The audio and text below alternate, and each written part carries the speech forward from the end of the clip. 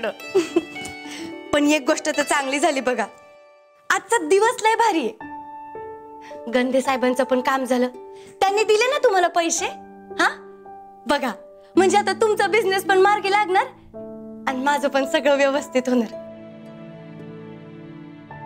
हा म्हणजे खरं तर एक गोष्ट वाईट घडली आज, पण जाऊ देत, आजचा दिवस आपल्या दोघांसाठी लकी आहे. किती आनंदात आहे आणि किती प्रेशर सुद्धा आलं असेल तिला. तिच्या खांद्यांवर आधीच खूप मोठी जबाबदारी आली, त्यात आता माझ्या प्रॉब्लेमचा भार मी तिच्यावर टाकला तर तिचं ट्रेनिंग मधूनही लक्ष उडेल. नाही, यातून जो काही मार्ग काढायचा तो माझा मी काढेन. असं काहीही होऊ देणार नाही जेणेकरून संजू तिच्या ध्येयापासून डिस्ट्रॅक्ट होईल.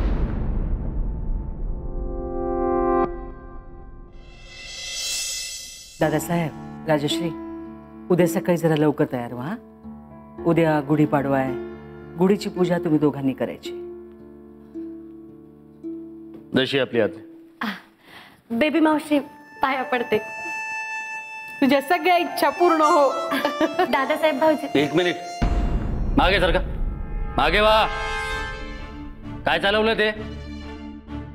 काय हो धाकट्या जाऊबाई, ही अशी रोज रोज नवीन नवीन नाटकं काय सुचतात तुम्हाला? नाटकं नाही, त्याला चरण स्पर्श म्हणतात. पाया पडणं. हा ठीक आहे, पण मध्येच काय असा चरण स्पर्श? कायमचं घर सोडून निघून चाललाय का तुम्ही पानबुंद्याला? वहिनी साहेब, नाही म्हणजे तसं नाही. आमच्या डोंगर काढायला बरं का, असं घर सोडून जायचं असलं ना की पाया पडायची पद्धत आहे ना, म्हणून आम्ही म्हंटल आपलं. अगं बाई, असं होय राजश्री? म्हणून तू आमच्या पाया पडत नाहीस काय? आणि वहिनी साहेब, ही एक चांगली सवय, एका प्रकारचा व्यायामच म्हणू शकता तुम्ही. खाली वाकून नमस्कार केल्याने रक्तप्रवाह वाढतो, डोक्यातला आणि डोळ्यातला सुद्धा. माणूस डोळस होतो आणि सगळ्यात महत्वाचं म्हणजे संस्कार आहेत ते. खाली वाकून नमस्कार केल्याने अहंकार कमी होतो आणि वडीलधाऱ्यांबद्दल समर्पणाची भावना निर्माण होते. रंजा, काय छान बोललास रे. मला तर एवढ्या सगळ्या गोष्टी माहितीच नव्हत्या बघ. आई साहेब,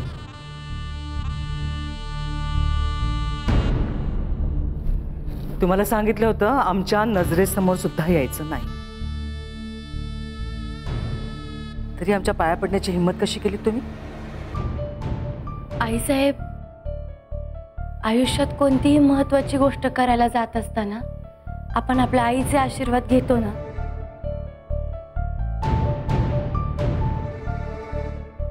असा कोणता मोठा तीर मारलाय तुम्ही आयुष्यात ते तरी कळू द्या.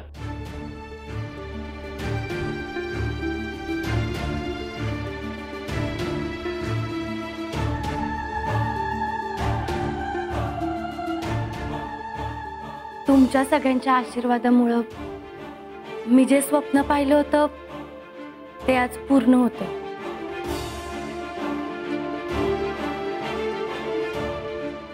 माझं पोलीस उपनिरीक्षक पदासाठी सिलेक्शन झालंय.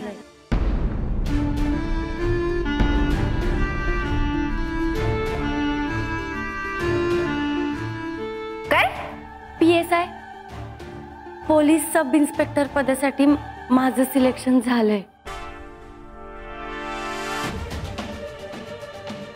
लवकरच ते मला ट्रेनिंगसाठी बोलवतील. ट्रेनिंग झालं मग मी PSI. वा गमर्दने, म्हणजे मी ज्या अभ्यास मंडळाची चेअरमन आहे तिची मान तर अशी उंच केलीस तू. माझी लेडी सिंगम.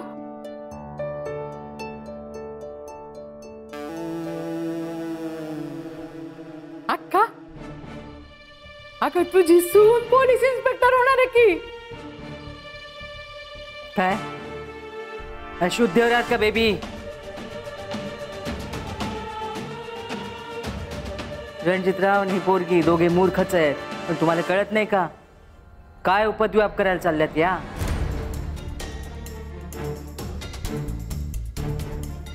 रणजितरावांनी सरकारी नोकरी करणं आम्हाला कधीच मान्य नव्हतं. यांचा तर प्रश्नच येत नाही. ढाले पाटलांची सून सरकारी नोकरी करणार नाही. रणजितराव, मनाची नाही निदान जनाची तरी धरा. तुम्हाला एवढीच भीक लागली होती तर आम्हाला सांगायचं, आम्ही दिले असते ना पैसे. आणि पैशांसाठी बायकोला कामाला लावायचं का? आयुष्यभर तिच्या जीवावर कुटका मोडायचा इरादा आहे.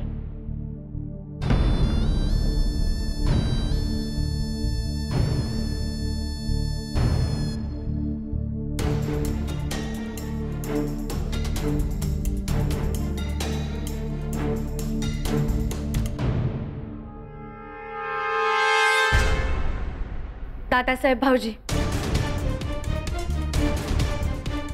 मी पोलिसात पैसे कमवण्यासाठी जात नाहीये. ह्या घरावर माझ्यामुळे लई संकट आली. माझ्यामुळे या घराचं नाव धुळीला मिळालं.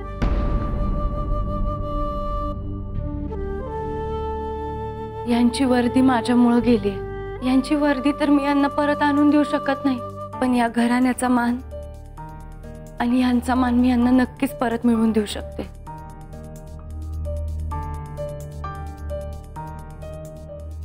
ह्या घरात पुन्हा एकदा पोलिसाची वर्दी येईल ही शपथ घेतली होती,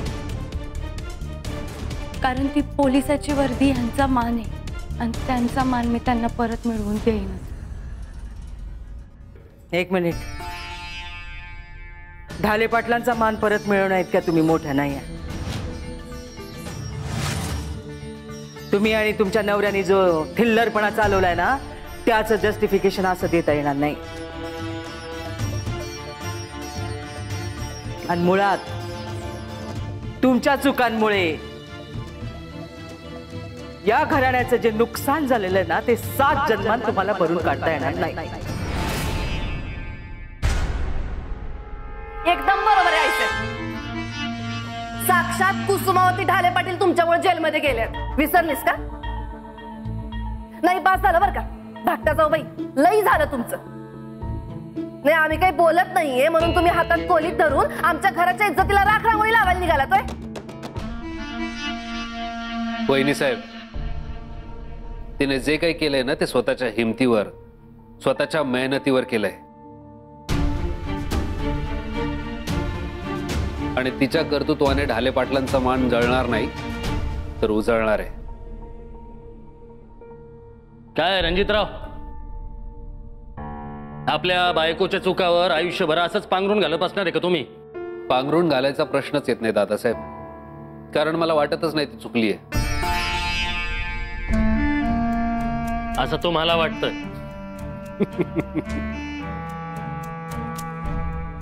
दादासाहेब, ज्याला कावीळ झालेली असते ना, त्याला अख्खं जग पिवळं दिसतं. तेव्हा त्याने जग बदलायला जाऊ नये, स्वतःच्या काविळीचा इलाज करावा. याला बाईली येडेपणा म्हणतात. अशा निरर्थक बोलण्याने चांगल्या गोष्टी वाईट होत नाही दादासाहेब. हा, बरोबर आहे.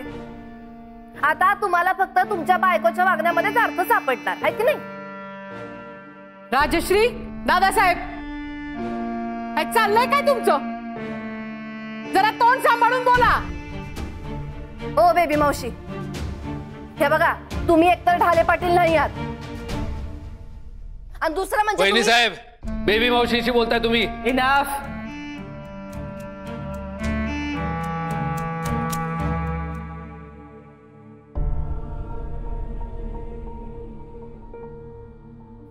संजीवनी, तुम्ही आत्ता जे काही सांगितलं त्यातलं काही एक तुम्ही करणार नाही आहात. कुठेही जायचं नाही, घरात बसायचं गप. नाही बसणार.